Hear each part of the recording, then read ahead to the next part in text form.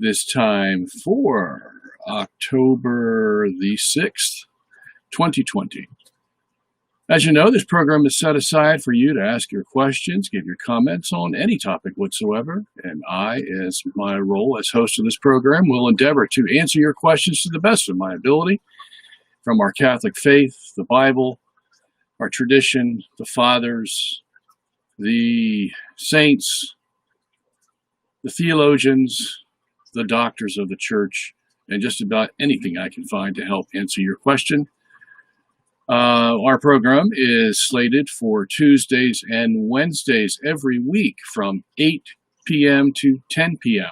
Sometimes we go a little over, and sometimes we are a little shorter.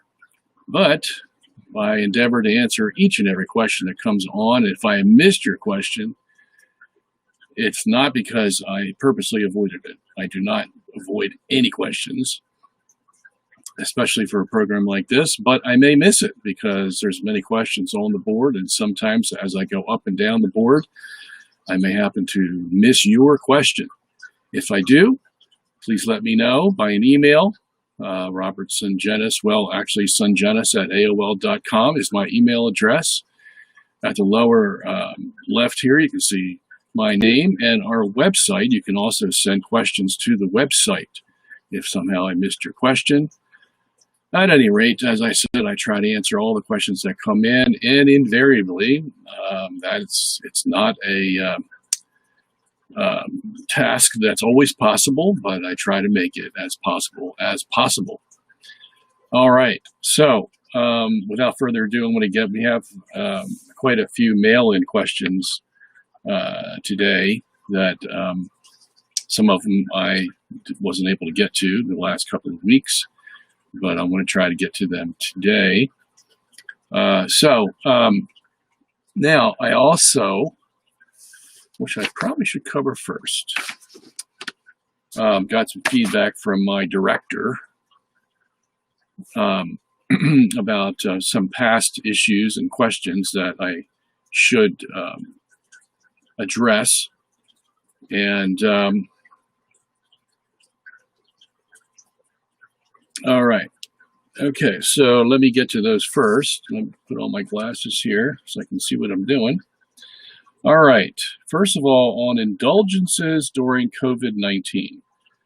On September 2nd, Mariana Turieski asked about how we can get indulgences during the COVID-19 restrictions on going to Mass.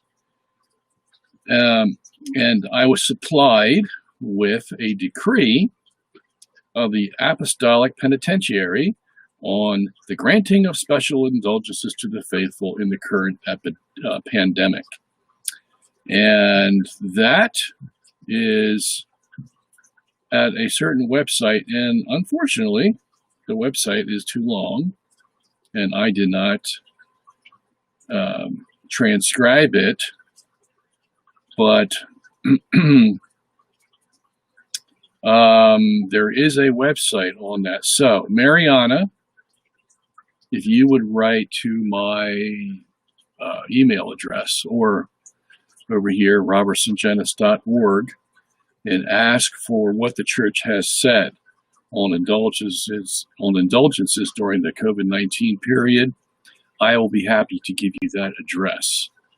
Unfortunately, I am at a loss to put it up on our screen right now so that you can see it.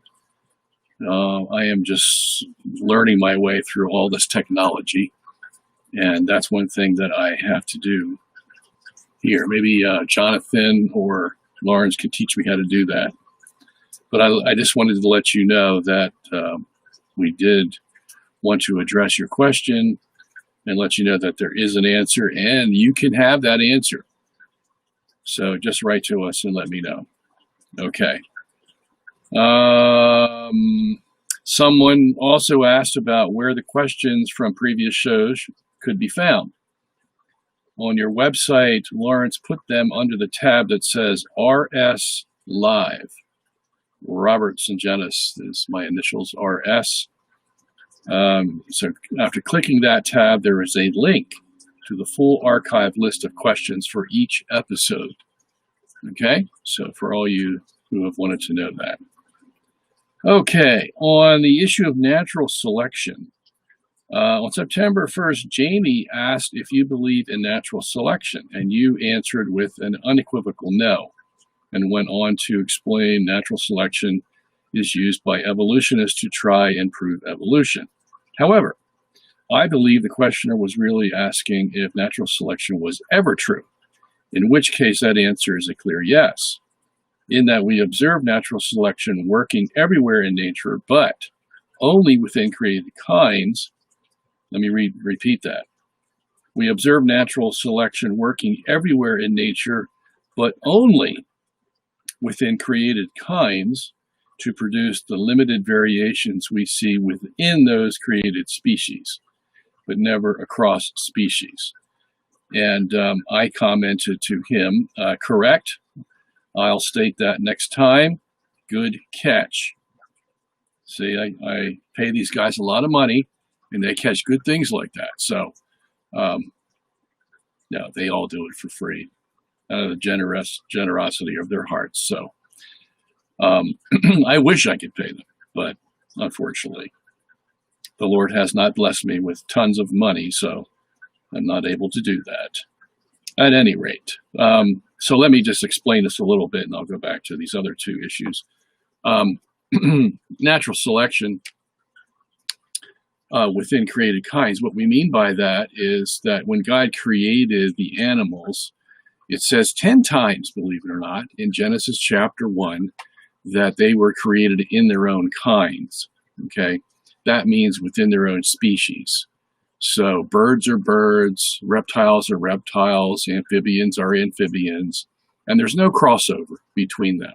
Okay, evolution wants to claim that there is a transitional form that goes from a reptile to an amphibian, for example, or sometimes they even claim that birds or dinosaurs came from birds, or birds came from dinosaurs, whatever. No, because that's mixing the kinds. There's a very specific reason why God says in Genesis 1 that many times, 10 times, that even the plants are created in their kinds. Okay, if you look at the third day where God's making the plants, the trees, all the vegetation, it says they were made in their own kinds and they produce their own fruit. Okay, so both the plant and animal kingdom are made only in specific species, and there's no crossover between them. And that's why you'll get, a bird heart is a lot different than a reptile heart. An amphibian heart has, I think, 3 chambers, and a mammal's heart has 4 chambers. So, they're different, very different. They have different skin, they have different hair. You could examine a hair from a bird or a mammal, and you can tell the difference between them. Okay, so that's what we mean when we say everything is made in their own kinds. So there can be natural selection within these kinds, in the sense that there is going to be a selection of the traits within a certain species that allow that species to survive. For example, if a colder climate comes, that species may have a natural selection toward having thicker skin, okay, or more hair on their body to keep the temperature from varying too much. We've seen this in nature all the time. In other words, God has built into the DNA of the kinds certain adaptive capabilities that come out in variations of that species. So, like as I just explained, if the climate changes a little bit, the DNA of that species has the ability to adapt to that climate or pressure, whatever it may be, that's changed in the environment. Okay, if they change from one locale to another, they're going to have different atmospheric conditions or different barometric conditions, different water conditions, and so the body is able to adapt. Okay, but there's no natural selection from one species to another. So I'm glad my director picked up on that point. And so let's go on to the next one here. Turning the other cheek. On September 9th, a write-in questioner asked about Matthew chapter 5 regarding turning the other cheek. In this verse, most people overlook the small detail of it being the right cheek that Jesus says is struck. Therefore, consider this. It is actually physically impossible for a right-handed person, which is most common, to punch a person on the right cheek. That is, I guess, if they're standing opposite one another, yes. The only possible way for a right-handed person to strike someone on the right cheek is with a backhanded slap using the back of one's hand.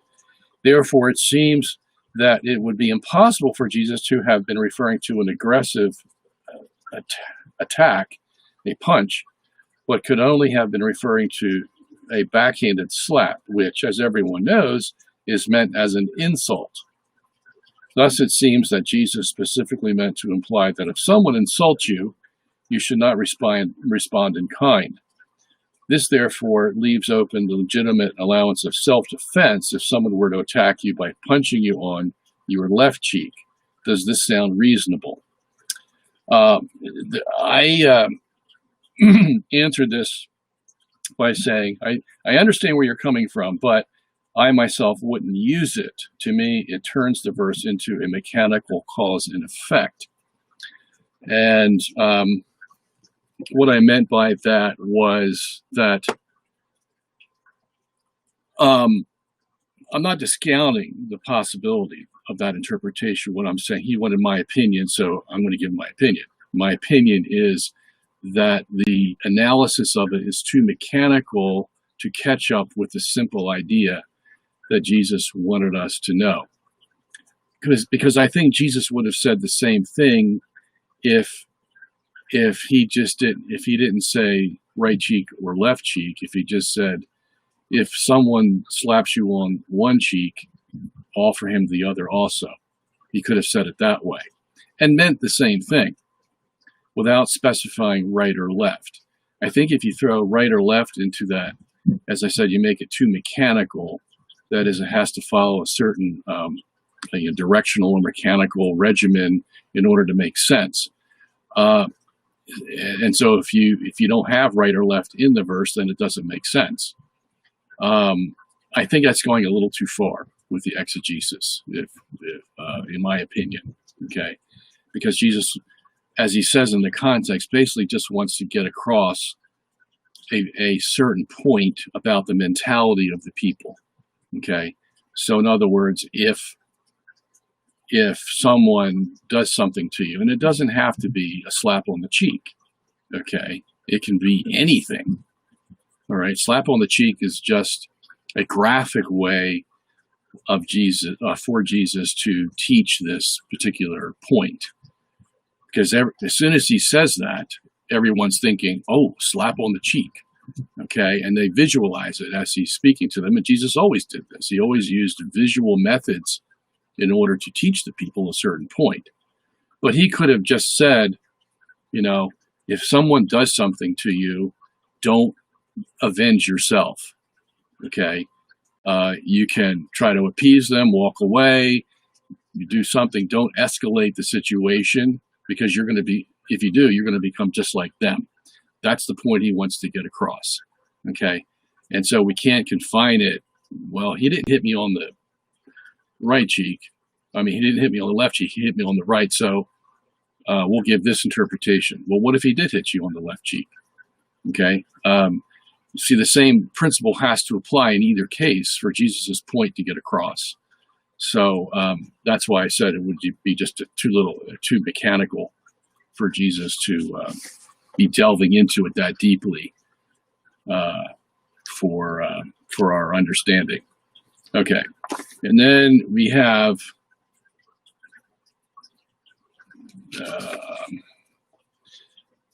infinite regress on infallibility. Okay. On September 22nd, Mechvin asked about the infinite regress between the infallibility of the church and the canon. You answered by saying that Matthew 16 gives us the proof, but using the infallible canon of Matthew does not break the infinite loop, because it doesn't answer how we know that Matthew's writing is infallible. Okay, and I answered him, and I said, true.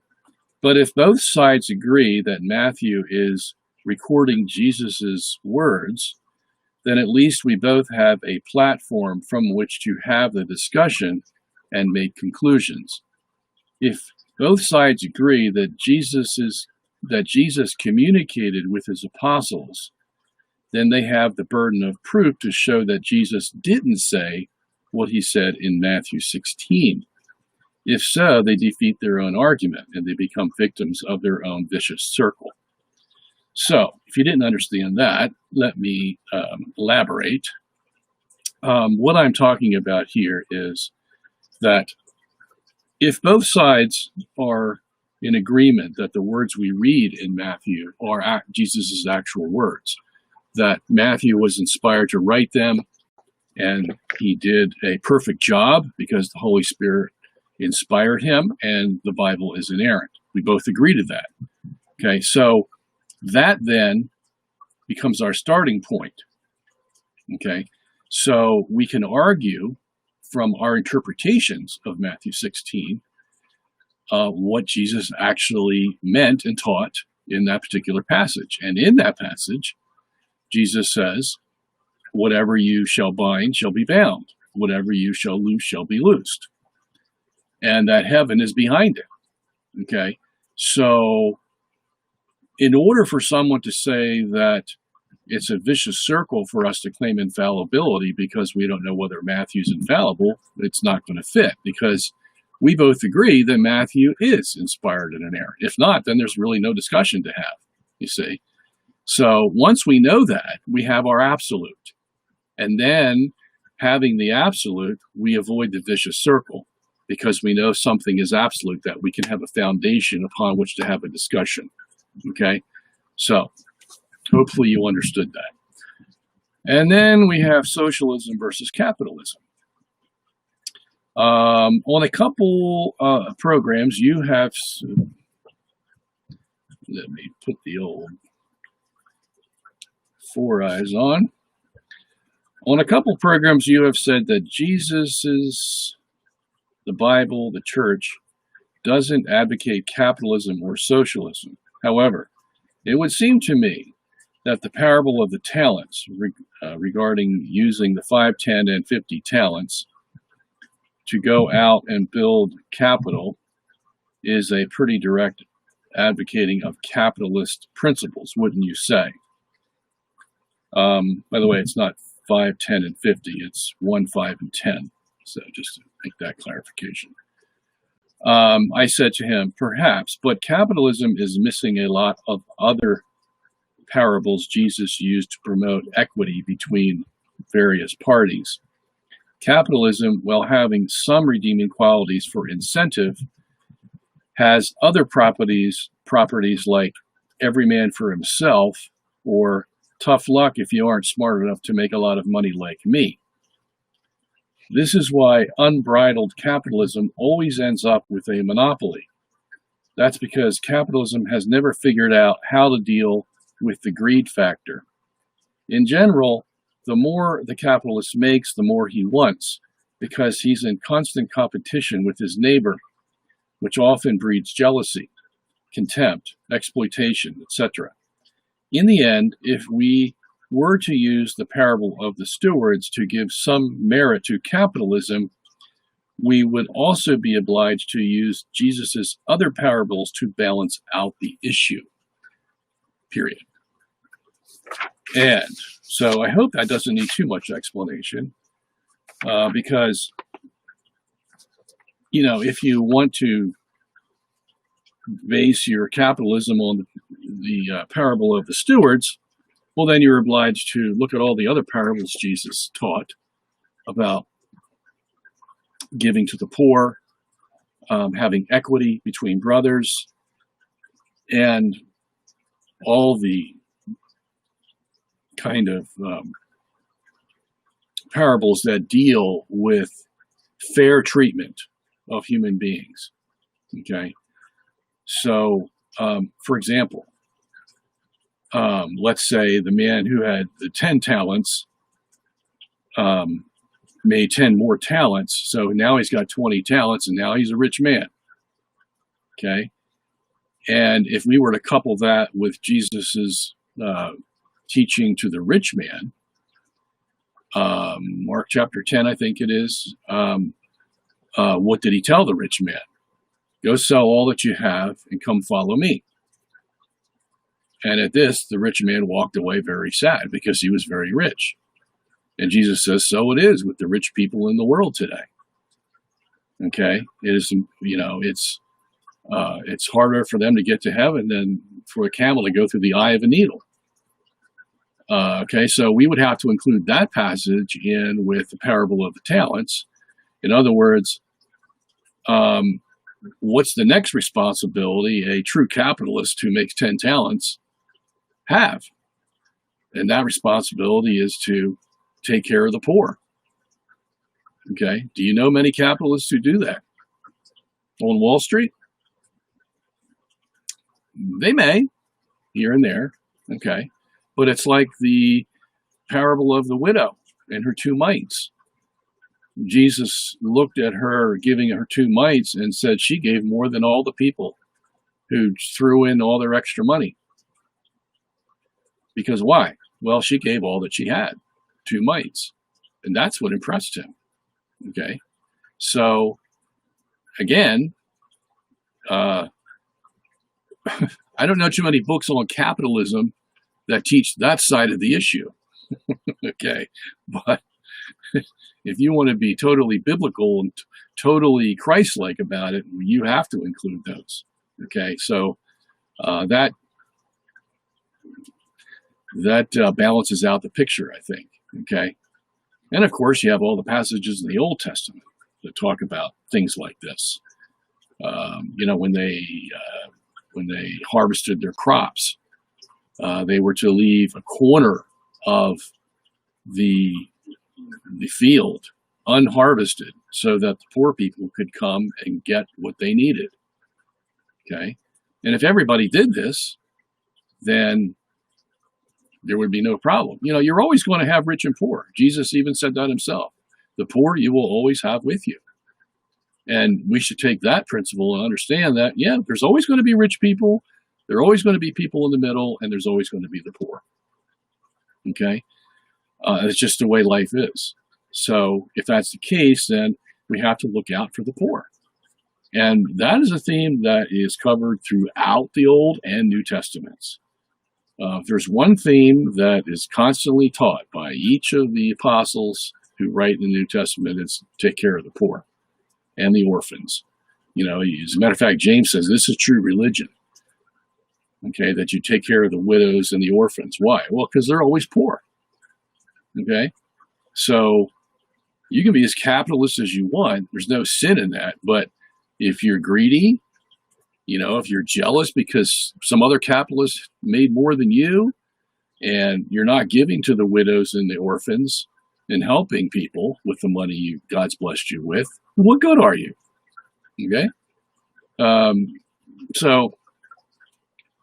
But today it's a race to see who can be the richest man in the world. Is it Bill Gates or, of course, he's slow in the running now compared to Jeff Bezos. I think is worth $150 billion. But there comes a point,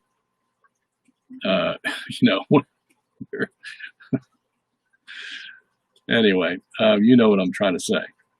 All right, so let's go on.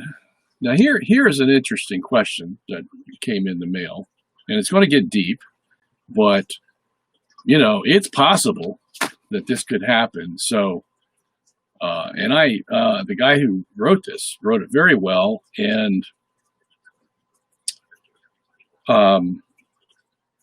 let's see what he says. I won't read the introductory paragraph, so it'll take too much time. He's talking about conception, human conception. That is when the sperm meets the egg. And if you don't know the technical term for that, when sperm meets the egg and they join, that's called a zygote. Okay. And then after that, it's called a blastula. And then after that, there's another term, so on and so on. As the baby begins to grow, there's different stages of its growth, and it has different scientific terms. But the first of these is a zygote. And zygote just means basically union. So you have the union of the sperm and the egg. And once that happens, the church teaches, of course, that you have a human being. And that's why you cannot have an abortion in any way, shape, or form, because you have a human being. Now, whether that zygote attaches to the uterus and now becomes a viable, functioning, being, it doesn't make any difference. The zygote could be formed in the fallopian tube because it never makes it down the tube to meet up with the sperm, and the sperm could make its way up the fallopian tube of the woman and impregnate her, and you have I forget what the something topic pregnancy. I forget the exact name of it, but then of course the church has to come in and say, okay, this is okay to do, that's not okay to do. Maybe you can take it out of the fallopian tube and attach it to the uterus. A lot of times that doesn't work, and if it doesn't work, hey, it's not our fault. We've tried to save that zygote and make it have enough to continue its development. If it doesn't happen, it doesn't happen. Sometimes the body itself will get rid of the zygote after it's been formed in the fallopian tube or elsewhere, and it's just flushed out, and the woman will find it in her toilet sometimes. So a lot of things can happen. Okay, this is a very complicated issue. But at any rate, we do have some moral questions on this issue, and that is what we'll get to now. So he says, I'll begin with the first assumption, which is that the union of body and soul occurs at conception. Okay. Given the above statement is true, how do we approach monozygotic twins and conjoined twins, which are both effectively in the same boat? Except for the conjoined twins couldn't completely separate during the first week of life, whereas the identical twins do succeed. In this situation would necessitate one of the following. Number one, the zygote, a singular existence, has two souls occupying one body, which ultimately attempts to separate into individual beings. Now, I told you this is going to get deep. Okay, so see if you can keep up with me. Number two, the zygote, a singular existence, has one soul, unified with one body, which ultimately attempts to separate and becomes two whole individual beings from the original unified substance of body and soul. Now, we're not done yet. Approaching the first possibility, that is, the zygote, a singular existence, has two souls occupying one body. Would it be a denial of Catholic doctrine to assert that two souls directly created by God upon conception are cohabitants within the same body? Okay. Is it the nature of the body to allow for two separate soul spirits to be unified to one body and thus attempt to separate? Will this scenario deny your best understanding of how the soul is merged with the body at conception? On the one hand, this question is like answering the famous question from Thomas, that is, how many angels can fit on the head of a pin? Okay. But we can go deeper, I believe. And here's the way I would distinguish it, okay? If the human being, or let's say the form of the body, has two heads, okay, inside the womb, or even outside the womb. Okay, if it has two heads, then it's two people. Okay, two heads equals two people. And they can those two heads can share the same body. Okay, now it's different from one conjoined twin to another as to what parts of the body are going to be conjoined. But we can say this safely, that if it has two heads, it's two people. If it's two people, it has two souls. Okay? If there's one head, I would say it's one person. So you could have one head and two hearts, or two livers, two stomachs, two intestines, 3 arms, 4 arms. The head rules the body. And that's how we define the consciousness of the person. And not only do we define the consciousness of that person, and a consciousness has to have a soul if it's human, we also define the conscience of the person. So consciousness and conscience, okay, are what we associate with the head, not the stomach, not the liver, not the heart, although we use the heart, in many different ways. Figuratively, we do. Like Mary says, my immaculate heart, okay, or something like that. But we define the personhood by the head, not any other part of the body, okay? And that makes sense, obviously, because you can have a two-headed conjoined twin, and they have different personalities. They speak differently. They may eat differently. They may look a little different. I've seen dozens of them, okay? So, and if there is one head to a conjoined body, so there's one consciousness, there's one conscience, and there's one will, okay? That's the way we would define it. So, I hope that helps. And he has a couple other questions down here. Is it within the nature and capability of the soul to multiply into separate and individual persons from one body? Would this be a perfect duplication as far as the soul is concerned, or would there be spiritual data, for lack of a better term, retained in one but not be present in the other individual? Let me make sure I understand this question. Is it within the nature and capability of the soul to multiply into different individual persons from one body? No. And that's because the soul is created by God. Okay? So, if in the zygote, God sees that the multiplication of cells by mitosis or meiosis is going to produce two heads, okay, there will be two souls in that person, okay, because God will create those souls to join up with each head, so to speak, okay. And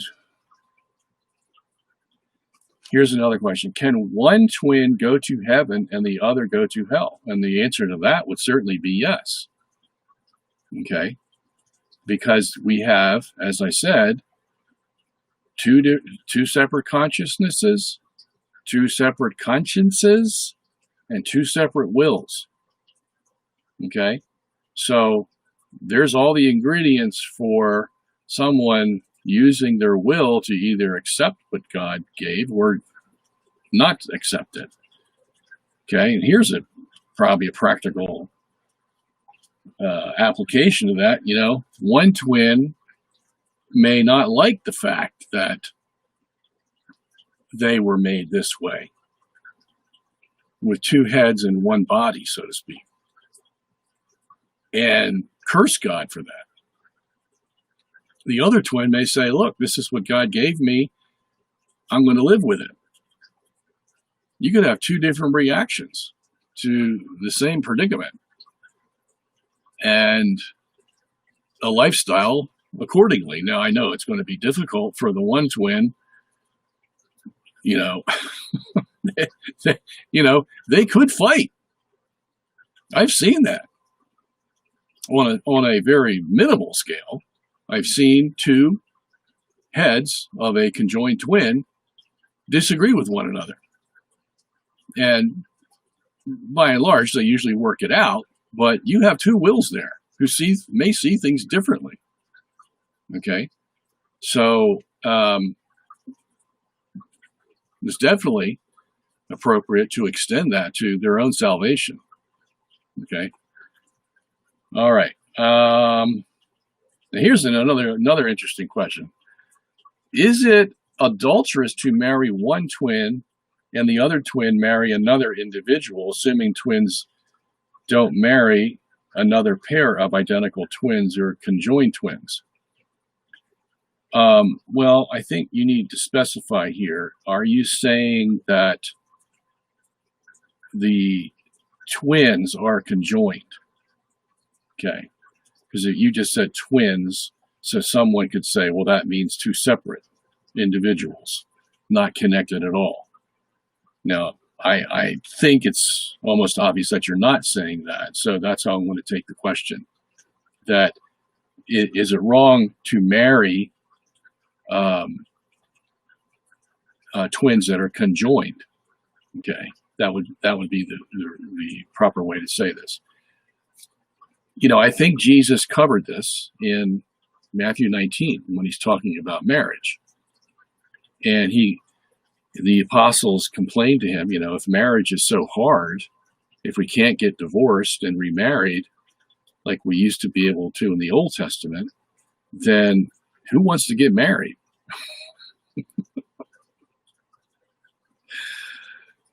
And Jesus, being very kind and polite to them, comes back and says, well, some are eunuchs because they've been made that way by men. Some are eunuchs because nature has made them that way. Some are eunuchs. Now, eunuch is someone who doesn't get married. He lives alone. And some are eunuchs by choice, and some because men made them that way in an accident, or they had an accident by themselves and a man wasn't responsible for it, or they were just born that way. And obviously they can't get married. Okay, marriage is made for those to whom it was made, is another point Jesus makes there. And to those whom it applies, here are the rules. You can't get divorced and remarried.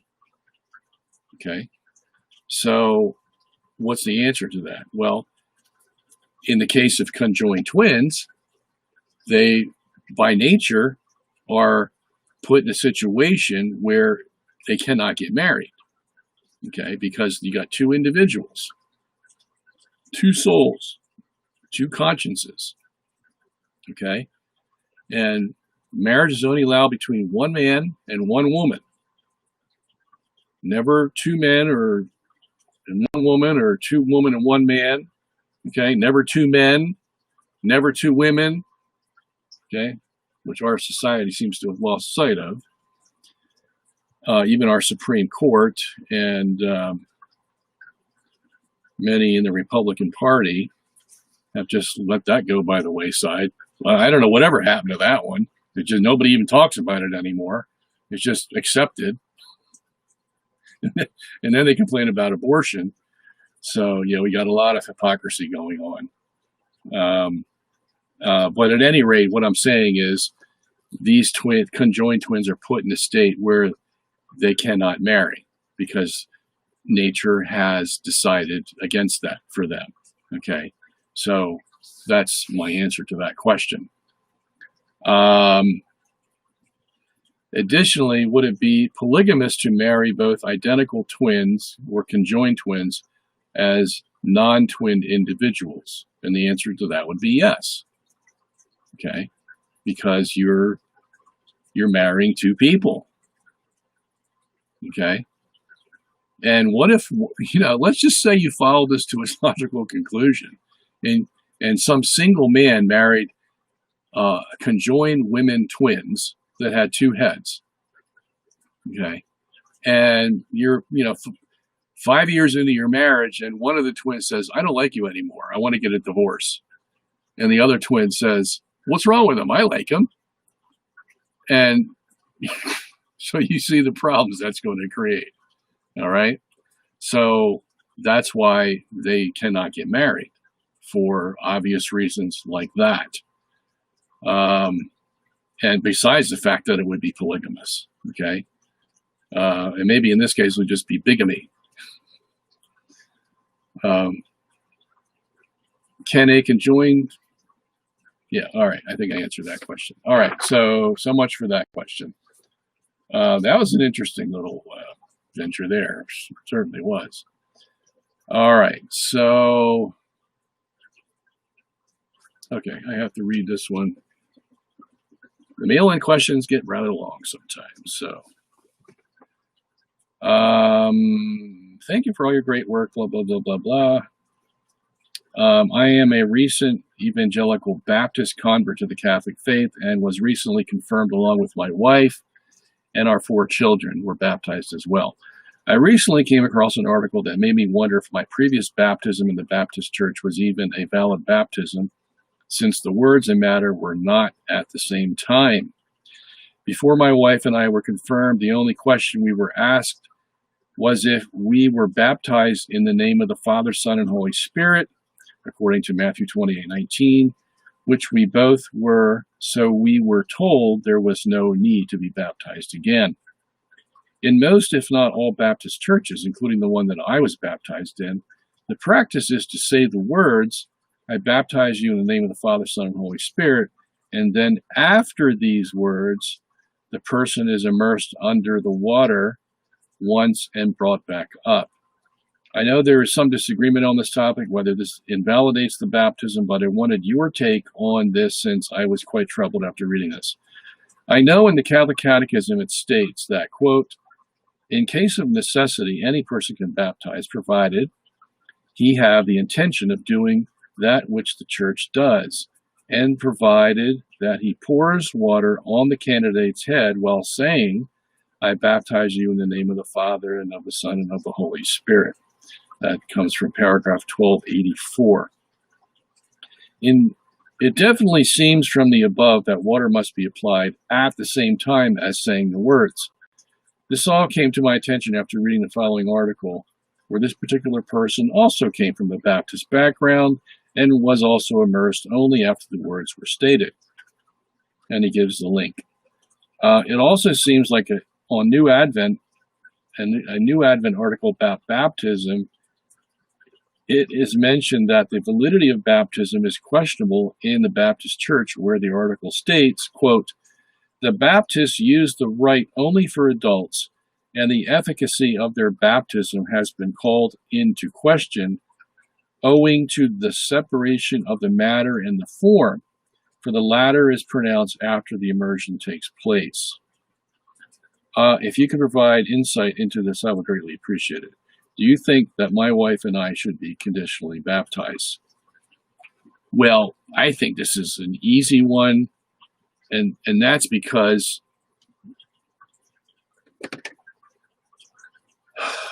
God allows us leeway. But when there is a doubt, there's nothing wrong with being rebaptized in a method that you know is sanctioned by God's only authority on earth, the Catholic Church. Okay? To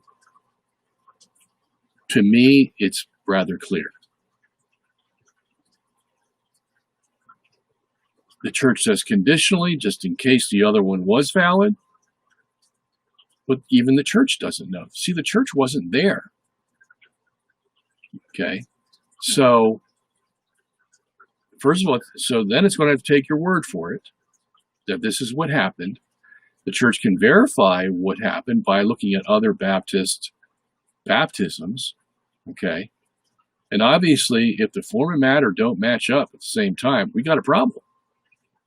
Otherwise, the church would have never said that you say the words at the same time you apply the water, however you're going to apply it, whether it's immersion, aspersion, or what's the other one?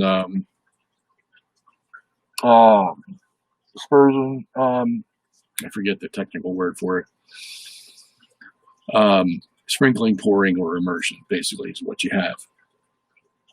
So there's nothing wrong with redoing the baptism.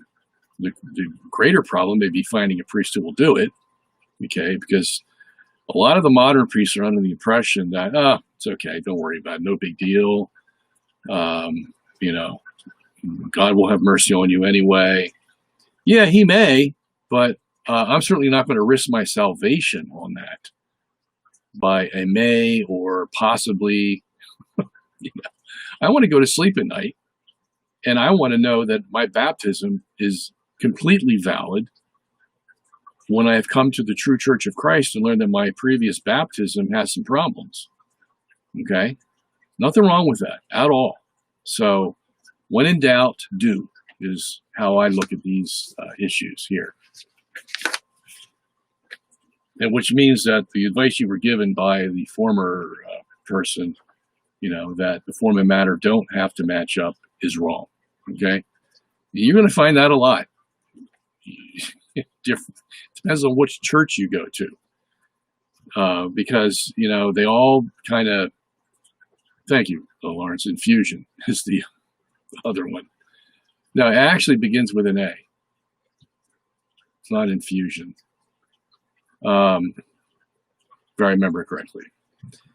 My mind's fuzzy on that right now. But at any rate, that's my answer, okay? All right, so, okay. Here's another one.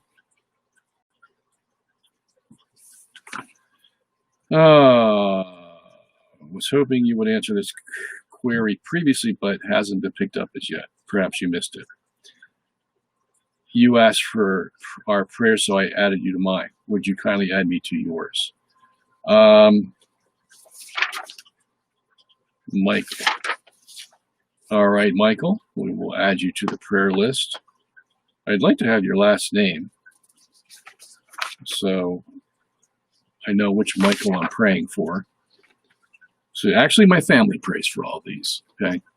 We have general prayers, and then we will mention the person's name, and we will do our, you know, regular prayers, and your name will be included. All right. Here's my two questions for this episode. One, just wondering how you would reconcile your recent comments about communion in the hand not being a big deal with how priests go to the trouble of washing their hands with ablutions after communion, both in the traditional Latin Mass and the Novus Ordo Mass. Have you ever considered why they do this, even though they have consecrated hands? A point you might want to consider, if you hadn't done so previously, as well as the fact that communicants who receive in the hand don't go through ablutions apart from not having consecrated hands. Okay, so now I know that the priest does this out of what we call ritual respect, trying his best to do all that is within his power to preserve the Eucharist as it is. Okay, that I understand and have no problem with whatsoever. And I would expect nothing less from my priest, okay, to treat the Eucharist as reverently and with all due respect as possible, okay? But even then, if you want to get technical about it, okay, and sometimes people don't want to get technical about it, but let's say he washes his hands, and let's say that on the practical level, he's washing his hands. Now, we're not on the ritual level, okay, because we already agree that he's doing it to show respect for the Eucharist, okay? But on a practical level, he's going to have shavings or minute particles of the Eucharist on his hands, and now he washes his hands, and what happens to those particles? Well, they go into the dish that has the water. Then what happens to the water? Well, there's supposed to be a special place where they dispense with that water, okay?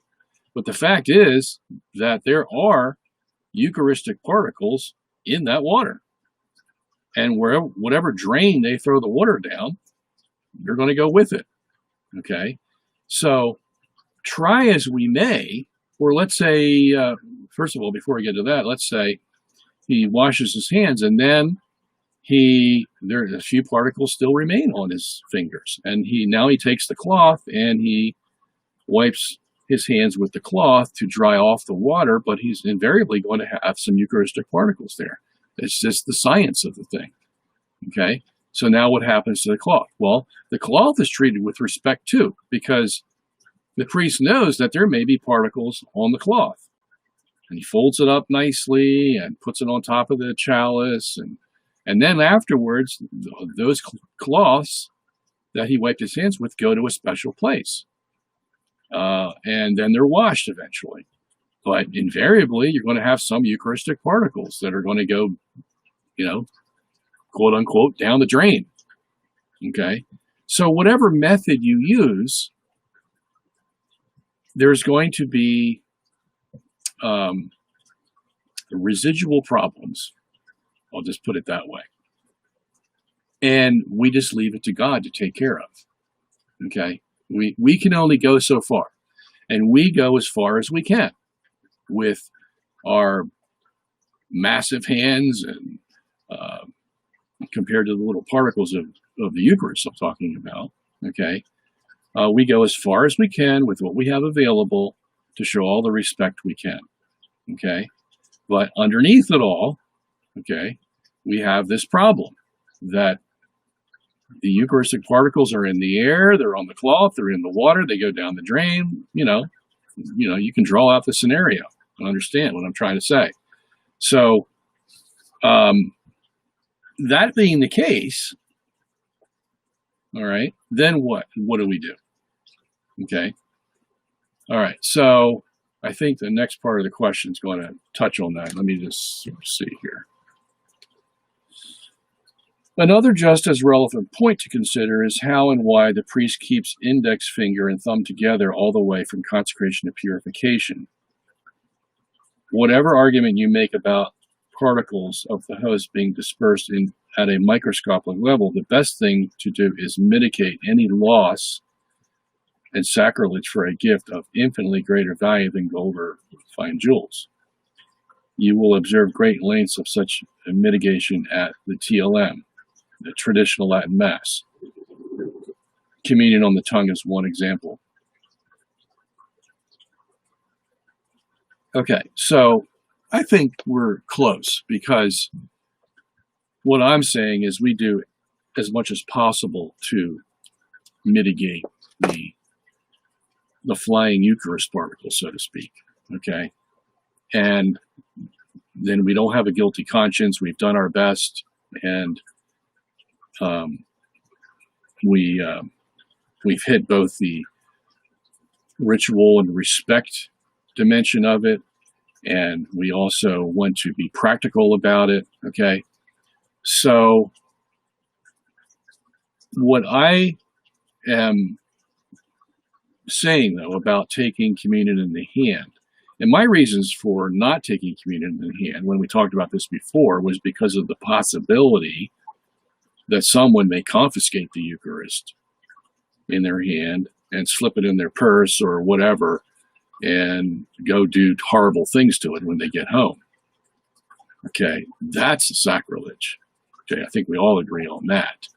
And that if a church is going to give communion in the hand, then they should be as diligent as the priest is and have someone monitor people taking communion in the hand and make sure that they don't walk 5 feet away from where they receive that Eucharist before they put it in their mouth and then swallow it.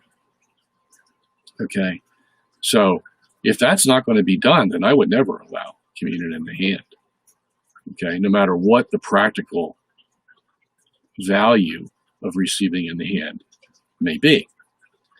And what I would say is that compared to what particles of the Eucharist are lost when even the priest washes his hands or he rubs it on the cloth and then they're thrown, these objects are then washed and the water is put down a certain drain and it goes down into the earth.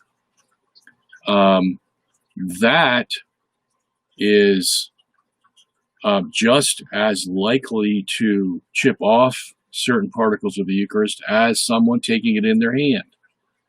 Okay, so if that is the case, if we already know that the possibility of losing particles of the Eucharist is minimized because it's placed in the hand and immediately it's put into the mouth, the ratio of particles lost to the particles consumed is infinitesimal. Okay, so if it's that way for the priest too, and that way for the communicant, there's really no difference between the two. Okay.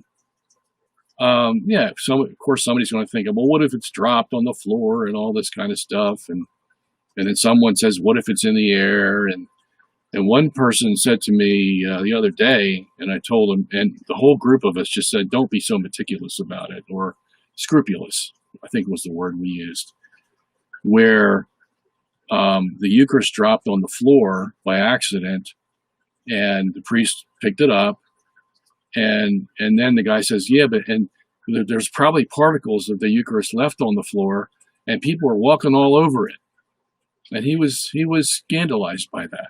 Now he's a new Catholic, so I understand, but this is how meticulous we can get with it, to the point of almost absurdity.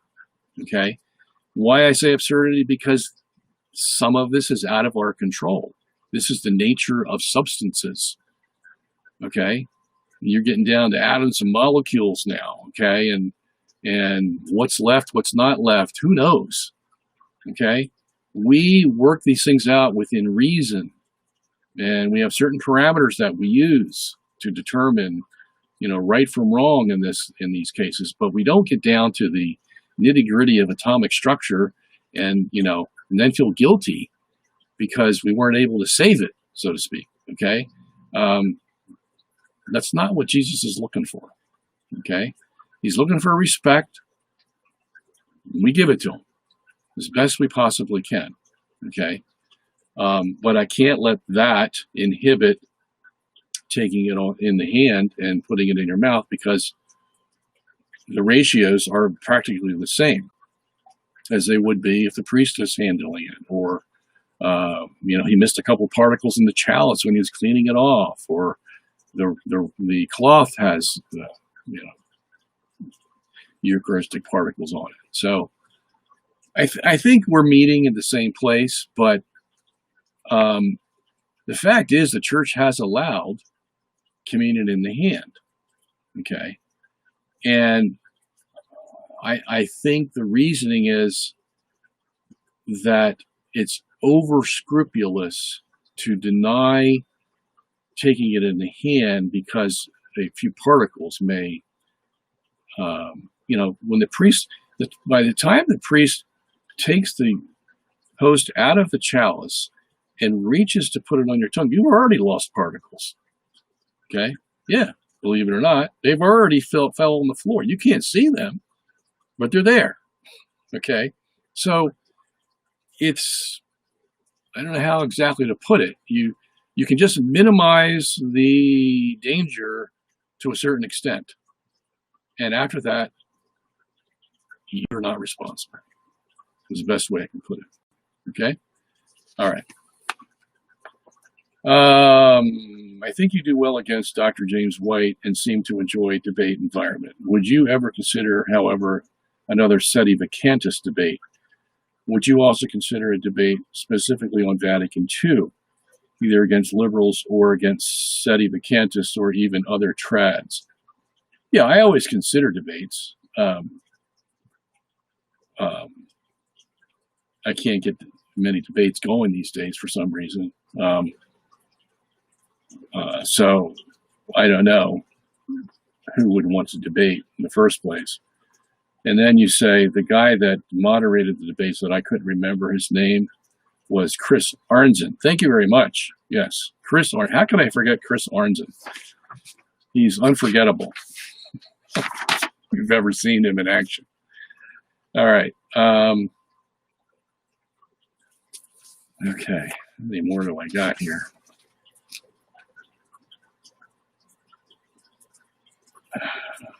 Let me try this one here.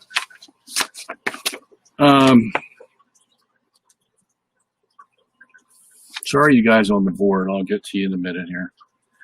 You know, I should probably make this the last one, and then I'll handle these other two tomorrow. Let's do that. All right, because I don't want to keep you guys waiting too long. All right, I recently discovered your work through your articles in Culture Wars and have come to appreciate much of your writing. Your analysis of Vigano's letter on Vatican II was particularly enlightening.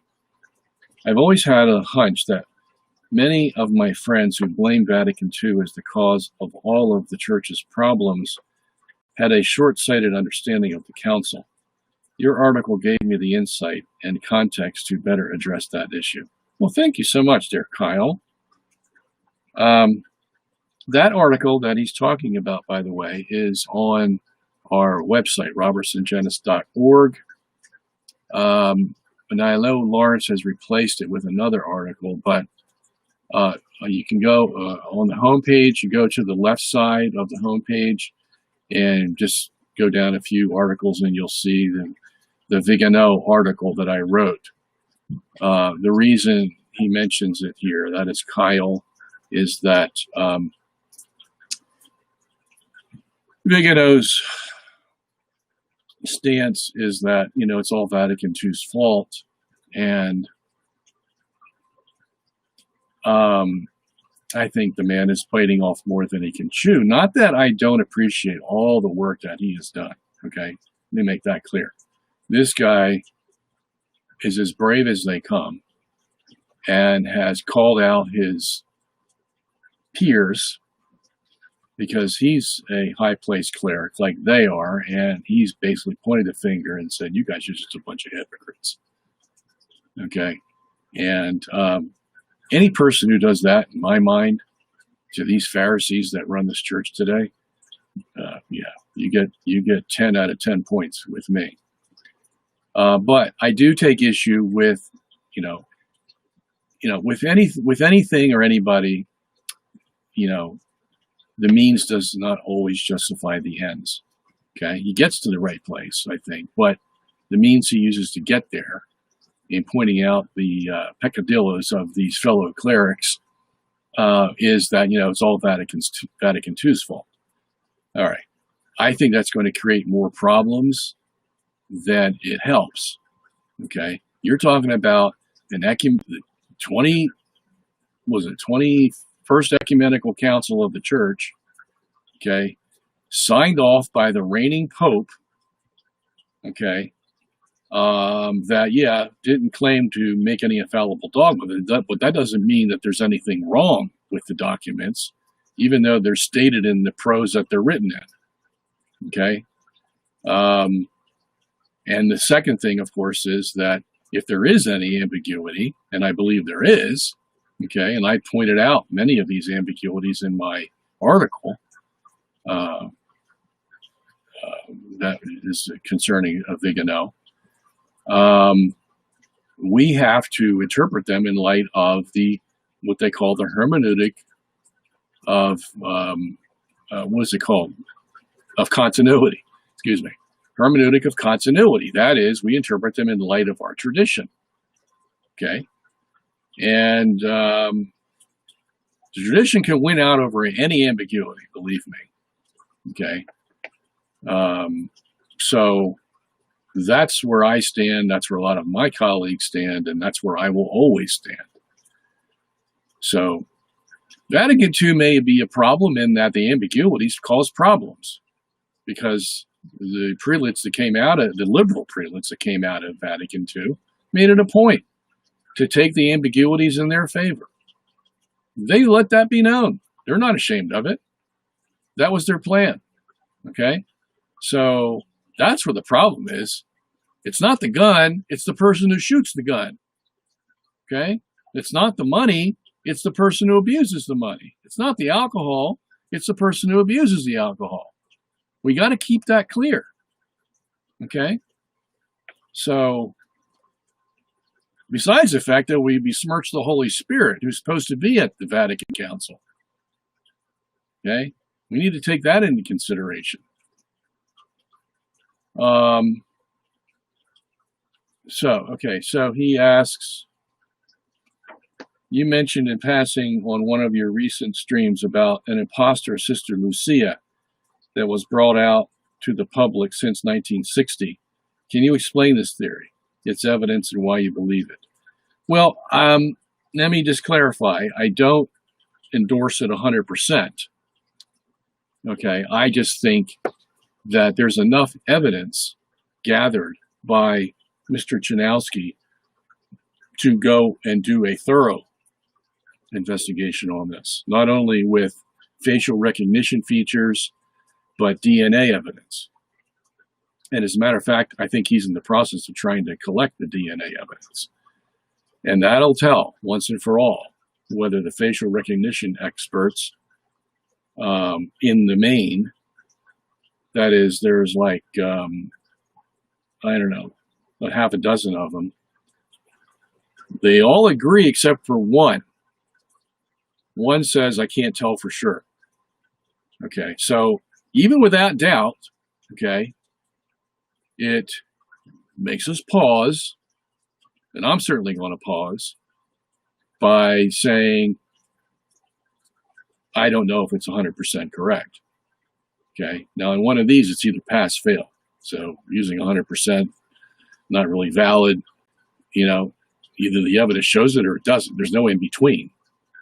Okay, so we have to recognize that.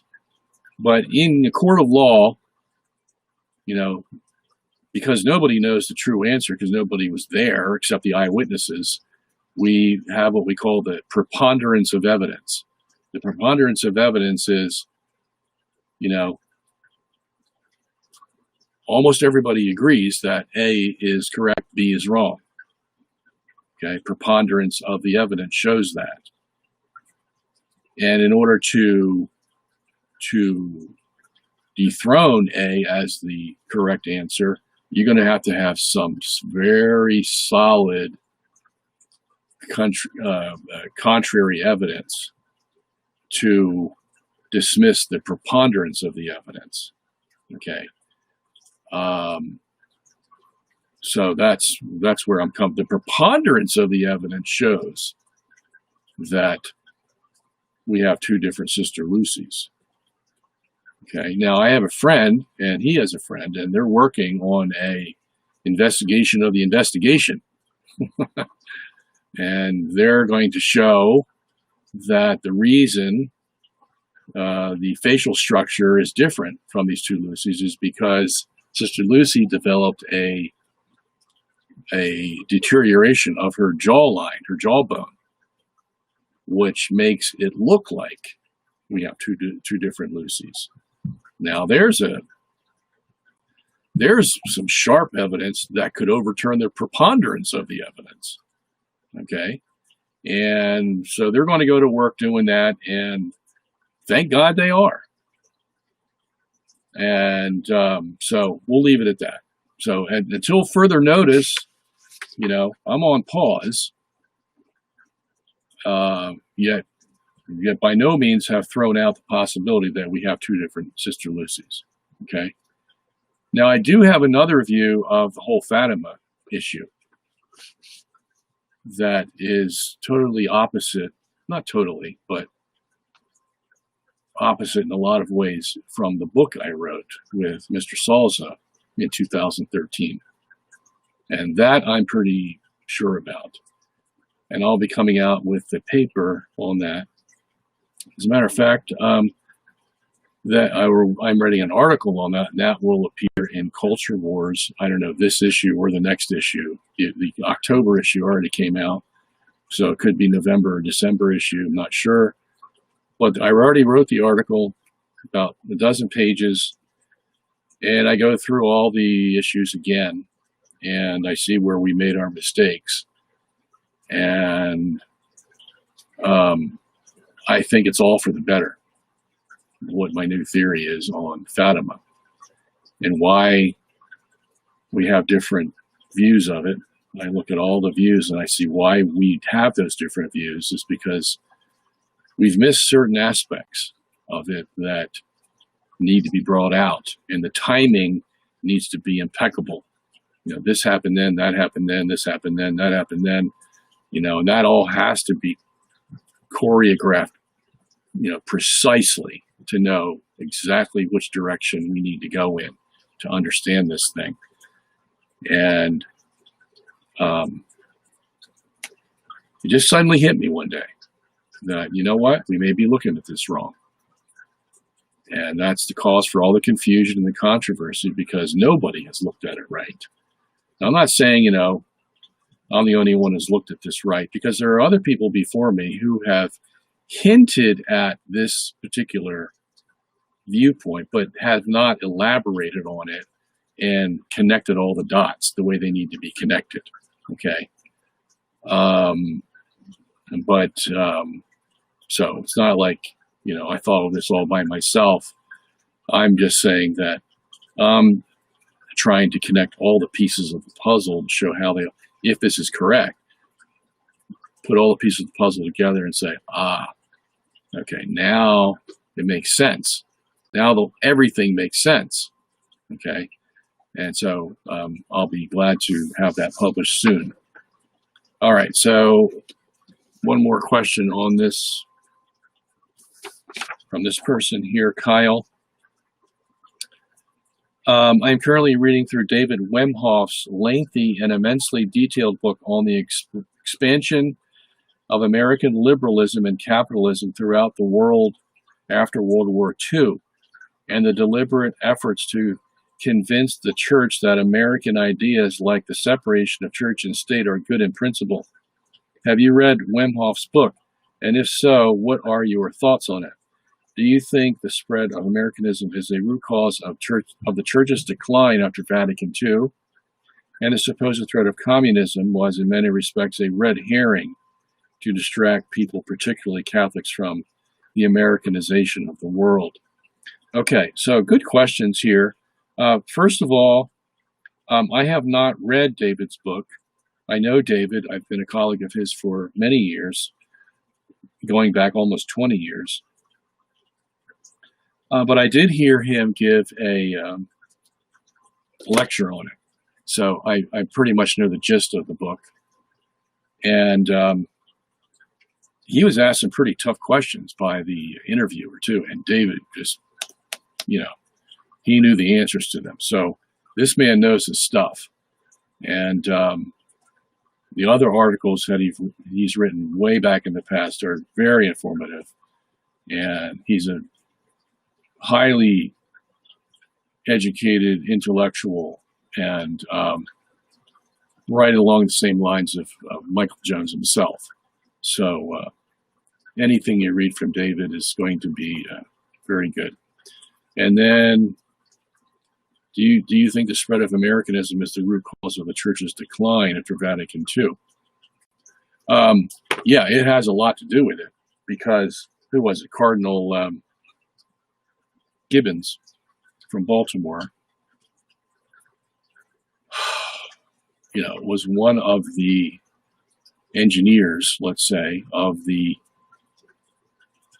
promotion of American ideals, both in the separation of powers in American political system. That is, you have, judicial, executive, legislative branches who are all supposed to check one another. Okay. So there's no abuse of power. And that stems from the monarchies of Europe, in which at times there were bad monarchs. And how do you get a bad monarch out of office? Okay. So when you have a bad monarch, that's a problem. When you got a good one, it beats any American system hands down. Why? Well, because he's looking out for his people. He grew up with his people from the time he was a child. He knows them, he loves them, and it's his responsibility to make sure of their welfare. And it worked, okay, most of the time. But sometimes you got a bad monarch in there. Henry VIII was a bad monarch. And on down the line, when these guys turn bad, they go bad. And the people suffer for it. Of course, no moniker is put in place unless God allows it. So we could say safely that the populace was in a certain degree of sin that God didn't like, and so he gave them a monarch they didn't like as a punishment for their sin. We forget that part of the story a lot of times. Okay. But the American ideal of separation of power seemed like, wow, like it dropped out of heaven, because we would never have a bad monarch. And if we did, we only have to tolerate him for so long, 4 years at the most. And then if we don't like him before that, then we can impeach him and convict him and take him out of office. Yeah, that seems to work. Well, there's problems with it. We're looking at them right now in our American system. What happens is that the various ideological political positions will go into two groups, liberal and conservative.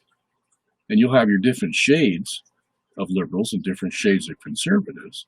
You have your ultra-conservatives, you have your moderate conservatives, you have your neo-conservatives. Same with the liberals. And at the far end of the extreme are people like Bernie Sanders, the socialist, AOC, and all those people, okay? They're to the far left. Some of them are probably communists at heart, and they use socialism to make it sound a little better.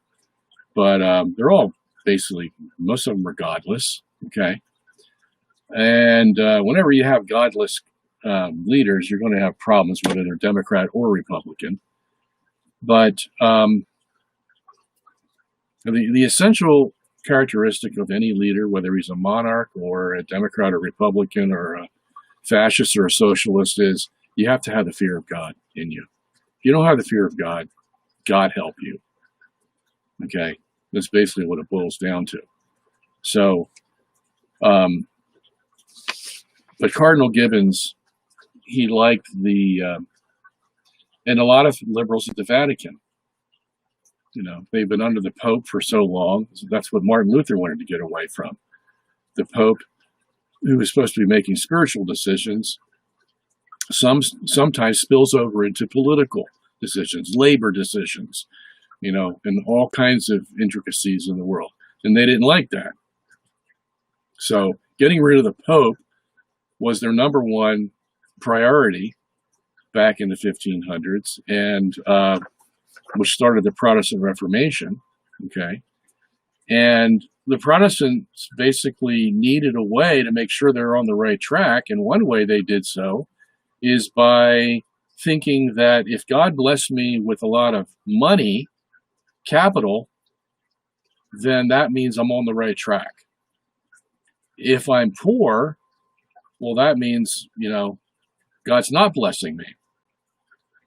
And this penetrated the Protestant psyche in Europe and then came over to America, so that now along with the Jews, who basically don't believe the same thing, that money was the indication, that the barometer, so to speak, to see how well God was blessing me.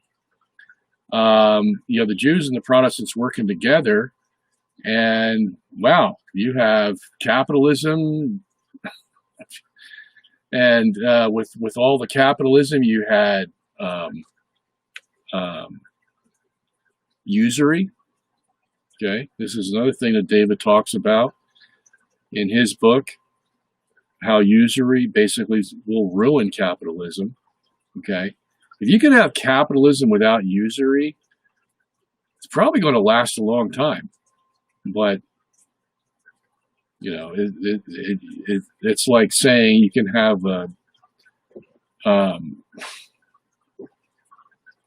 well, I can't think of a good analogy, but the two are always work together. Usury and capitalism work together.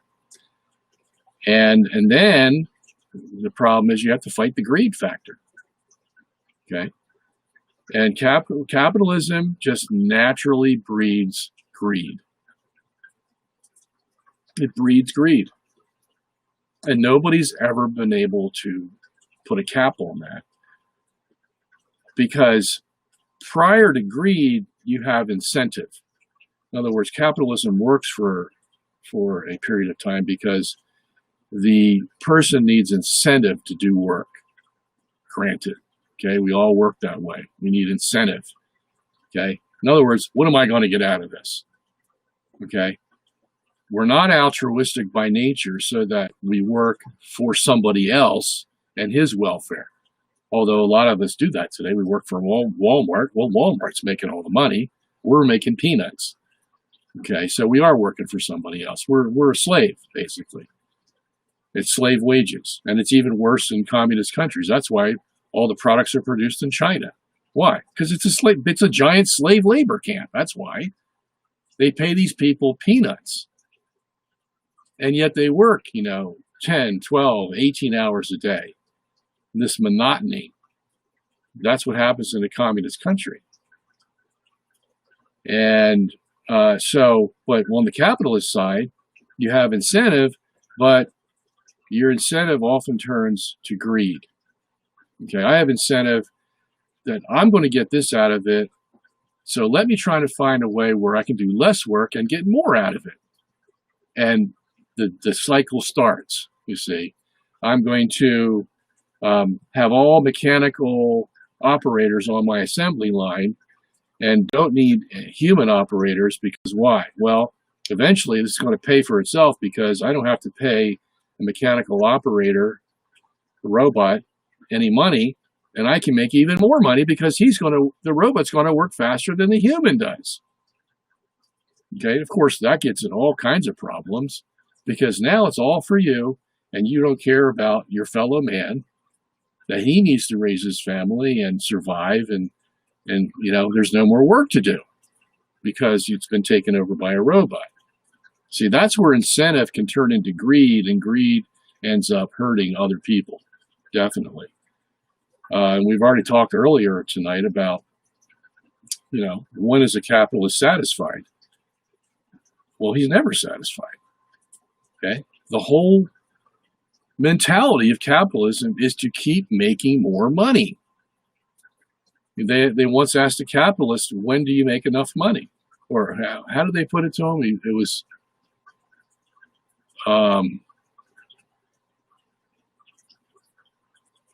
what more could you want, or something like that? And he says, I want more. I want more. Whether he has 1x, 2x, 10x, 100x, 1000x, he wants more. That's just the nature of capitalism. And he's not going to control himself. If he's in competition with some other company, then he's forced basically to try to outsmart them, to make more money than, to make it cheaper goods at less cost for him. It just becomes monotonous, and sometimes it's going to end up in a monopoly. This is the game we play, Monopoly. Yeah, well, that's real life, because it's always the quest for the ultimate capitalist to try to control everybody else. That's what's happening with Amazon right now, and Google, and Facebook, and some of the other companies where it's becoming such a monopoly that the government's coming in and suing them for antitrust violations. But that's the nature of capitalism. It's always going to go that way. Okay? So, yeah. But see, it's good because it makes money for everybody, and who doesn't like money? And so, yeah, the bishops were very tempted in America because it surrounded them. And if your Catholicism in America is going to model after what South America is, where everybody's poor, and they think that the poorer they are, the more they're blessed by God. See, it's just the opposite of the Protestants. The Protestants thought that the richer they are, the more they're blessed by God. The Catholics thought the poorer they are, the more they're blessed by God. All right. The truth, of course, is somewhere in the middle. Okay. Because, we can talk about, a lot of people think the Bible teaches communist economics, because they all shared their wealth. In Acts, 2:42 was it? Nobody was without, because they all shared their wealth. But if you look in other parts of the Bible, 2 Corinthians especially, it doesn't teach communism, okay? And it doesn't teach that we give until we are so poor we can't give anymore. That kind of mentality. No, that's not what the New Testament teaches, okay? So the New Testament basically is somewhere between, communism and capitalism, because it sees the dangers of both, okay? And that's what we were talking about earlier on in the program, where somebody says, well, how about the parable of talents? Can we use that to support capitalism? And I say, yeah, to a certain extent, except you have to look at all the other teachings Jesus gave to capitalists, if you want to use it that way, of what they're supposed to do with their money. Okay? There was someone on this program a couple of months ago who asked me if it was right for him to pursue being rich. He was a young man, ambitious young man, you could tell, and he wanted to have a good business and produce a lot, work hard, blah, blah, blah. And, I agreed with all that. But then he says, and I want to pursue being rich. Is it wrong to do that? Okay. And it is wrong to do that. And I forget the verse Paul talks to Timothy about this, but he says, don't pursue being rich, because you get into all kinds of trouble. Once you join the world, you're going to have to take all the, how shall we say, repercussions from the world. And sometimes they're not very pleasant. So, no, we're not to pursue riches. We work hard, and if, the chips fall as they may, we make money, great. Put some away, send your kids to college, whatever, okay? Make sure you give to the poor, okay? And don't hoard all your money. Hide it under the mattress, so to speak, okay? That's not putting your money to good use. People could use that money. And so it's not just that the parable of talents promote capitalism, okay? Yeah, we have to read the rest of the Bible, too, in order to find out what the full picture is. The Bible talks a lot about money. I'm not afraid to talk about money at all. And by the time you're done reading the whole Bible and looking at all the church teaching on money, and the church talks about it a lot, then you get a full rounded picture of how you're supposed to conduct yourself. Okay. All right. With that, I have a half hour left for you guys, so sorry. Lawrence says, will you discontinue the consecration book? Yeah, I've already asked John Salza. I told him I wanted to discontinue the book because, although the facts we have in there are correct, the main thing is the interpretation of the facts. And interpretations vary widely among Fatima authors. And that's my concern, is that, we'll see where John wants to come out on that. But, okay. Let me go up to the top here.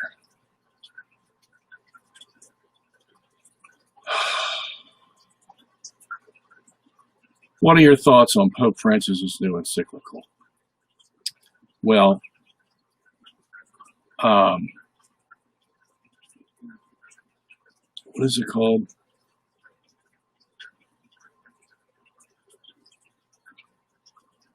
I need to keep up with this. I've been letting it slip. Did he come out with another encyclical just a couple of weeks ago? My brain is fuzzy on that. I haven't been keeping up with him as I should. So,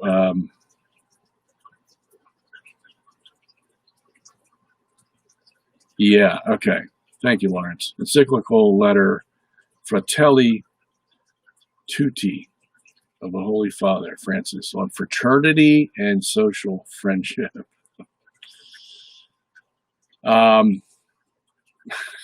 Yeah. So I haven't read that one yet, Bernard, so I can't give you my thoughts on it. I have heard things about it. Of course, the people I hear these things from have already been poisoned enough where they're not going to give him a fair shake, and there's probably good reason why, but I haven't read the encyclical yet. So if I'm smart, I won't comment on it yet. So I'm going to read that tomorrow. And so when we come back on the air tomorrow, I will have my opinion for you. Fratelli Tutti. Gee, it sounds weird. Okay, I'll put it to you that way. Fraternity and social friendship.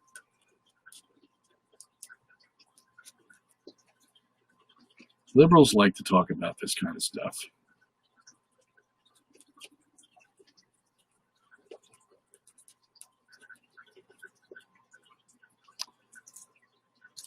Yeah. Okay, so back to the top here.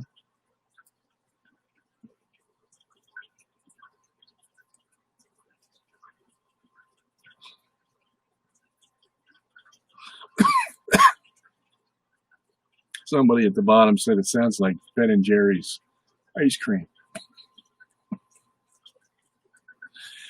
Now, Jamie, let's not get out of hand here. All right. Nice shirt. Thank you. Yeah, this is, see, I don't like stripes, but I do like Hawaiian kind of shirts. Flowers and trees and fish and all kinds of things from nature. I like all my shirts. So, yeah, just a idiosyncrasy of mine. But gosh, I hate stripes. You'll never catch me in a striped shirt. I did wear a striped shirt once on this program. I'm not going to wear it again. Anyway, Omar says, question 1, I agree that the church approved of the Novus Ordo so we can attend it, but what about the Protestant influence on the new Mass and use of a table rather than an altar?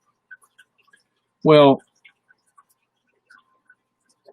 let me first say, as I always say, that the most important thing about the Mass is what? The confection of the Eucharist.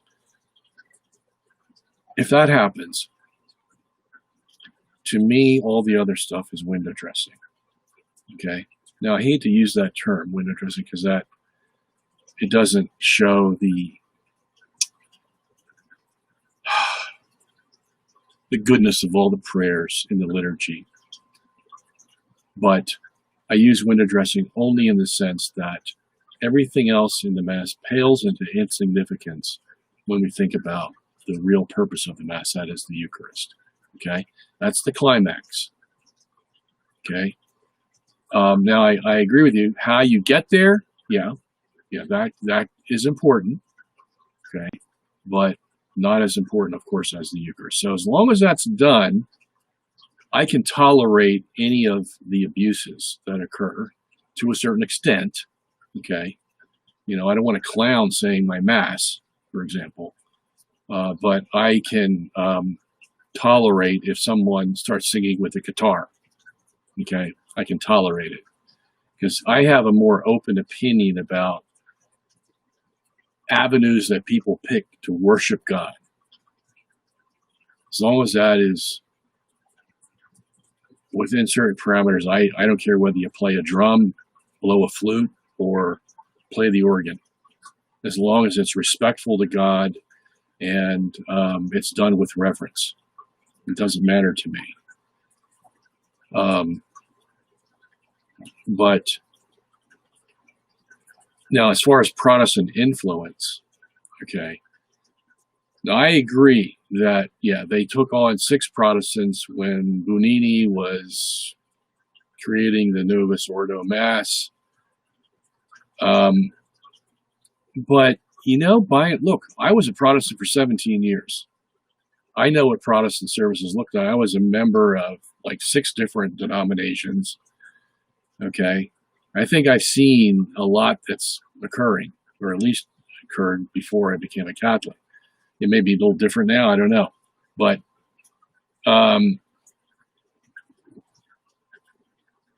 I don't see much Protestantism in the Catholic Novus Ordo. They may have talked to these Protestants, but not that much really came out of this Protestant ethos of liturgy that the Catholics said, "Oh yeah, let's use that." And you could compare the traditional Latin Mass right alongside the Novus Ordo, and they match A to B, C to D, E to F. I mean, there's not that much of a difference. Okay, you may have some phrases, some sentences that, are probably a little bit more open-minded in the Novus Ordo than the TLM.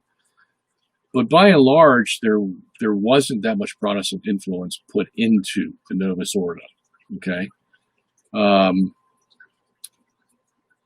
you have the altar, facing the people as opposed to facing God. Okay. I know, I understand. That's when I first saw that when I was a young Catholic, it was hard to get used to.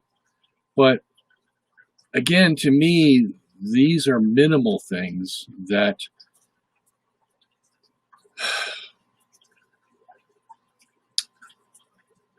they don't disturb my worship of God. Okay, it's just, all right, so you got a table instead of an altar, or you face me instead of facing God. In the end, look, we're all going to say the liturgy, we're all going to receive the Eucharist. Okay, so maybe the Novus Ordo is set for the times, the modern times, more than the TLM was. Okay, you can understand that. It's in the vernacular so that people can relate to it better.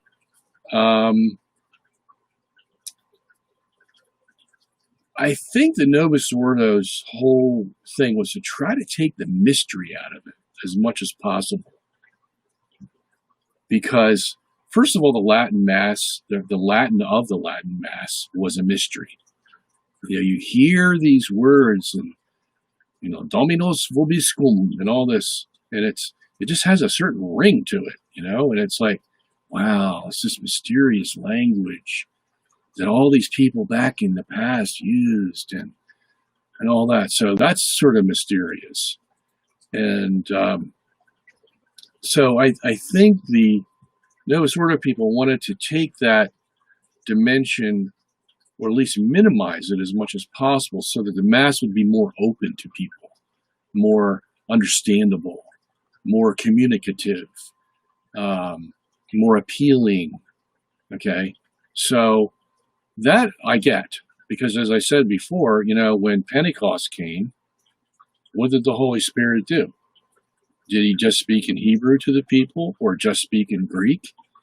No, he made the apostles speak in the language of the people, so they could go ooh and ah, saying, God's talking to me in my own language. Wow, that's a first of firsts. Okay, so I mean, this was the paradigm that the church started out with. And so I just think it's self-defeating for the church to say, well, the Mass can only be said in Latin, because that just goes against what the Holy Spirit did at Pentecost and gave us the paradigm of what we should use to communicate the gospel to the rest of the world. So in that sense, I see the shift to the Novus Ordo as finally we have not let the tradition rule us to an extent where even something that is a dead language, we have to keep, well, because tradition told us, this is the way the church was set in the past. The church decided to make that break finally. And I think at the time it came, that was the proper time to do it. So I don't have a problem with it. Okay, other people do. They think the Latin Mass is some kind of sacred language, and we can't depart from it. I just look, if that's what you like, then go to it. But if other people like it in the vernacular because they feel closer to God and understand everything that's going on, and they feel more worshipful for it, why not have it? Okay, that's why well, no, I don't want to go there. I've heard some colleagues of mine I used to work with, and they say, look, the Novus Ordo speaks to me. The TLM does not. I understand where they're coming from. Now, a typical TLM person would say, oh, that's blasphemy, So, look, it's never going to end. We're going to have opinions on this back and forth, okay? Best thing we can do is try to live with each other in love and respect. This is what the church has given us. This is what we'll use. Okay. So, all right. Pedro says, hi, Dr. Cisneros. Can you indicate a traditional Catholic seminary anywhere, if there is one? Yeah, you can count them on one hand there, Pedro. Lawrence might know better than I do. I think he keeps up with this. Lawrence, do you know any traditional Catholic seminaries besides the usual Dallas Theological, University of Dallas, or some of the SXPX seminaries? If you do know them, put them up on the board here for this gentleman.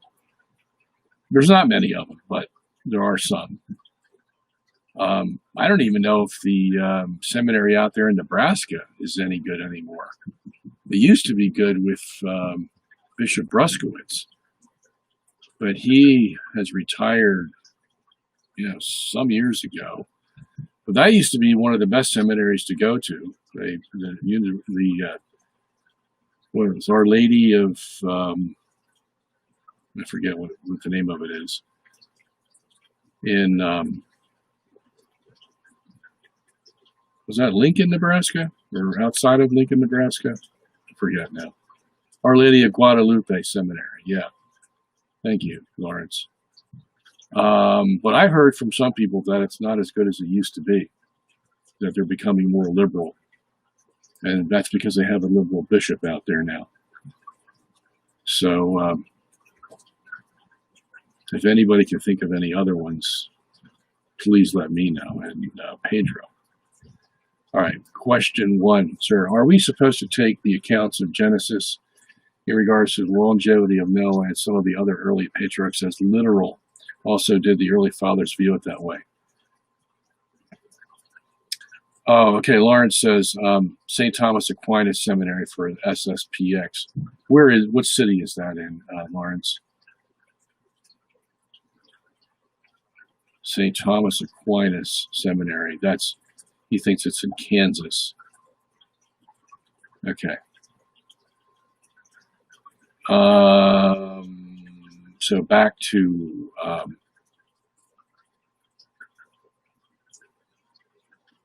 looks like I missed a question here. So I'll go back to your question, Omar, after I answer this one. So, are we supposed to take the longevity of Noah and the patriarch as little? Of course we are. Okay, as Leo the 13th taught us in Providentissimus Deus. We take it as literal as it comes to us, unless there is some reason why we can't. Okay, now, you better have a good reason why you can't, not just some frivolous reason. So why do some people think we can't? Well, because, we all die at 70 to 80 years now. So how could Noah live, to 950 years? Well, it's because the world was different then. Okay, it was before the flood. The flood did untold damage to this earth. Just take a look at it. Okay, you go out to the Grand Canyon, you look at the canyon out there, and yeah, it looks beautiful in one sense, but it's ugly in another. And what did it do? All that water just cut through that rock and just made havoc of the whole place. Nothing grows there. No trees, no vegetation at all. Okay. If you think rocks are beautiful, well, okay. But, some places preserved beauty because, they had natural beauty, or man has worked on them, or from other reasons. But, by and large, this world was turned upside down by the flood. Not only the world, but, the atmosphere that men had to live in. The atmosphere became thinner. The world had more water. The temperature changed drastically. The pressure changed. If you had more pressure, we would live longer. If you had more optimal temperatures, we would live longer. Okay? That's a fact. So, all those things changed. That's why we started dying. If you look at the Genesis genealogies in Genesis 5 and 11, you see a decrease immediately after the flood. Okay? So, yeah, that's the reason why it changed. And the early fathers took them all literally. Okay? Every single one of them. Not a one was saying that, this is too much. Can't take this. Okay? Because they knew what else the Bible said, and it was at Psalm 78, is it? Where God says that, I have now limited man's longevity to 70 years, and if by strength, 80. So the very Bible that says what happens today to man, that he lives 70 to 80 years, is the very Bible that tells us that Noah lived to be 950 years old. Okay? So we're going to take one portion of the Bible as true, the other portion is false? No, we take the whole thing as true. And we interpret it literally like the Bible comes to us, unless there's good and sufficient reason not to. And there is no good and sufficient reason, okay, not to interpret it as him living 950 years. Because we know what happened in the flood, okay? Now, of course, you're going to get a lot of Catholics who are going to disagree with that, because they're liberal Catholics who really don't respect the Scripture. They think they can figure it out on their own. Well, let them do it. Hi, Robert. St. Jude, chapter 1, verse 6 and 7 in the New Testament says, "And the angels who kept not their principality, but forsook their own habitation."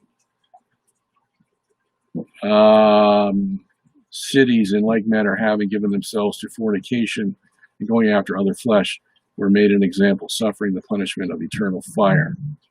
Doesn't verse 7 imply that the fallen angels from verse 6 engaged in fornication? Thank you. No, because it's talking about 3 different incidences in that little pericope of Jude. Okay? And if you don't have my commentary on Jude yet, get that commentary. I think I have the epistles of John and Jude in the same book, and you can read about that very question in that commentary. Okay?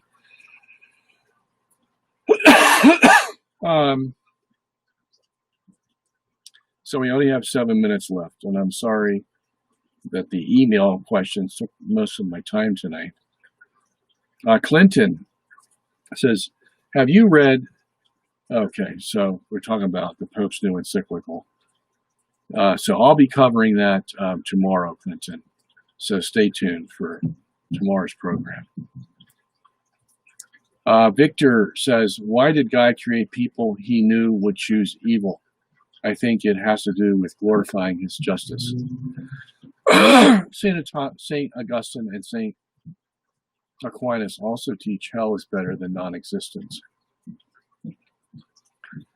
All right, so, this is an invariable. You're going to come up with this question, because if you think logically, then the question is always going to come up: how could God create man with the possibility to do evil if God knew he was going to do evil? Okay, so here you have a question about the nature of God. We know, on the one hand, that God knows everything, otherwise he would not be omniscient. Okay, there's not one molecule out there that God lost sight of, and somehow it could wreak havoc in the universe and destroy everything. God knows it. Okay, he knows the end from the beginning. Okay, at the same time, however, God gave man a free will, and as Augustine said, God's foreknowledge of the future is no more powerful to change it than our knowledge of the past. Think about that. Okay. So, see, sometimes we get under the impression that because God knows the future, then God designed the future. Okay, and in one sense you could say it, yeah, because God knows the future, it was designed, but you have to leave room, no matter how much you want to go to the other end of the spectrum, that God gave man a free will, gave the angels a free will. And it could have gone the other way. Okay? And you have to say that as strongly and as determined as you say that God knows all things that are going to happen ahead of time. And if you don't, then you're not Catholic. Or you haven't understood the Bible or Christianity. Both things have to be said with as much force. Now, you may not be able to put them together, but both of them are true. Okay? Now, the problem with Thomas is he began to lead toward the side that God's omniscient, and that's basically all we need to know. And because he knows all things, then he's basically set up a cause and effect relationship all the way down the line. And in order to find out the total effect, we have to go back to the beginning cause, and that's in God. And so, he saw all of the future in that sense. But he was very weak on the other side of that issue, and that is the free will of man. Okay? And as I've said before on this program, if Thomas had been in the era of Martin Luther, he may have been excommunicated with him because of that kind of view he had. Okay? It was because of all Luther's other stuff that got him into trouble, as well as his views on absolute predestination. This wasn't the first time the church had to deal with this. Back in the 5th century, Lucidus was doing the same thing, and Augustine had to calm him down. Lucidus was going to God's omniscient, everything is controlled by God, and man's free will is, almost inconsequential. And Augustine said, no, you have to see both of them. And Augustine was the theologian par excellence who was as fair as he could possibly be with this issue. And you could see him struggling with it in his interpretations of 1 Timothy 2, verse 4. He had 4 different interpretations of that passage that all shifted based on his maturing in the Christian faith.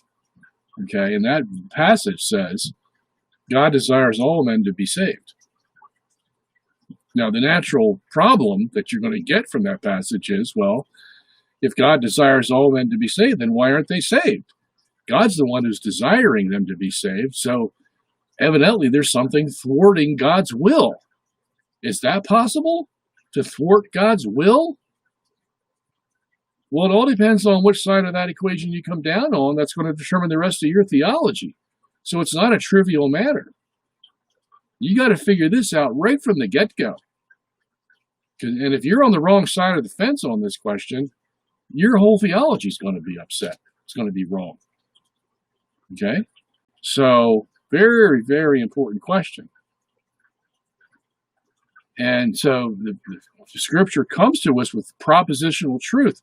So when it says God desires all men to be saved, well, it means God desires all men to be saved. No questions asked. Okay? So in that sense, yes, God's will can be thwarted. And you have to be careful how you say that, but that's essentially what it's going on. God desires them to be saved. They don't want to be saved, and so God's remorseful that they don't want to be saved. Okay? So when you're dealing with God, you really have to watch where you step. Okay? Whether you're dealing with the Trinity, the Incarnation, the omniscience of God, all these esoteric topics, it's, you just have to be very careful. Okay? So, we have to give as much credence to the fact that Adam could have not sinned. And that was just as much a possibility as him sinning. Okay? And the devil as well. We often talked about this program about God's decision to create the world. You see, because if you're going to look at the omniscience of God, then you would have to say, on the one hand, that, well, he knew he was going to create the world because God knows the end from the beginning. And in that sense, then God becomes a predetermined being or a determined being. And he doesn't really have the free will to decide to say no, because he's determined from the beginning to the end. And so you would come out on that and say, well, God doesn't have the choice to not to create, because he's determined, because of his omniscience, says he knows that he's going to create the world. But that's not the way the church looks at it. The church says God had a free will, still does, always will, always did. And he can decide whether he wants to create the world or not. What the criteria was for him to create the world, we don't really know, except you suggested God's glory. And of course, that would play a part in it. Okay. But, and then he would have to suffer all the repercussions of the fact that man would sin and he would have to send a savior and all that. And even then, God covers his tracks because he says it's going to be even better than it was if man hadn't sinned. That's what the whole chapter of Romans chapter 5 is about. That's why some of the saints said, oh, glorious fault of Adam, because it's going to be so much better. All right, so God covered that as well. But the fact is, God had a choice to make. Okay? God had a choice to make, whether to create or not create. the church says. He chose to create. And he could have chosen not to create. And we wouldn't be here talking about it if he did. Okay? But both of those have to be kept in mind if you're going to be a true Catholic. Okay? That God can see the future and yet has a free will to decide at any moment in time, if we want to use that with God in time, at any moment to go this way or that way. Okay? Wow. What a mysterious being we're talking about. What a fantastic being we're talking about. He's just like you and I in certain respects, yet perfect. Okay? So, and we're made in his image, and we can recognize what's in God. Now, we won't know how to put all these together until we finally meet God. And I think he's going to be explaining for the rest of eternity how it all works. And I'll be in the front row listening, believe me. So, at any rate, it's 10 o'clock. We got to go. So I am going to copy the rest of these questions here. And then I'll have to see you all tomorrow. And thank you all for coming. And there you are with your address of St. Thomas Aquinas Seminary, Archbishop Lefebvre, how appropriate. Dillwyn, Virginia. All right, thank you, Lawrence. Appreciate that. And by the way, get to work and get all those things up there that we need. And yeah, some other things on our homepage I need you to change. So, all right. Nice of you to be here with me, and thank you so much for joining us. And we'll be back tomorrow on October the 7th, 8 p.m. to 10 p.m. Until then, God be with you all. God bless you. Please pray for me, and I will pray for you also, especially you, Michael. Take care.